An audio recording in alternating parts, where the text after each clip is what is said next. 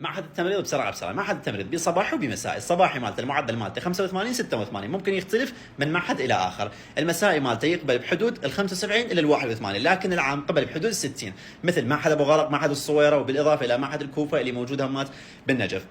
بالنسبه للمعدلات مالت السنه هاي ممكن ترتفع بسبب الاقبال اللي صار عليه، تعرفون بين المعدلات تختلف من سنه الى سنه بسبب المفاضله اللي تصير. زين، بالنسبه للتعيينات، التعيين مركز، سواء كان حكومي او سواء كان صباحي او سواء كان مسائي. المعدلات مالته سوالفنا بها. الرواتب مالتهم تبلش من ال 580 الف، وبعد تصعد الرواتب مالتهم ممكن حتى توصل 850، ويا الخدمه ويا الزوجيه ويا الاطفال ويا باقي هذه التفاصيل. الدراسه مالتهم شبه المتوسطه الى الصعبه. الدراسه مالتهم راح تدرسون بها التشريح النسائيه، الاطفال راح تدرسون بها الجراحه، تدرسون بها كذلك مواد ثانويه همات، راح تدرسون دوائيات، راح تدرسون بها مثل الفيروسات وباقي الامراض هم راح تدرسوها، بالاضافه الى الفسلج راح تدرسوها بهذا القسم. هم باقي الاقسام، باقي المواد اللي تكون ثانويه. وبها بعد اكو مواد ثانيه حوالي 8 مواد او 6 مواد تكون اساسيه تقريبا. مده الدراسه به هي سنتين. قلت لكم التعيين مالته مركزي.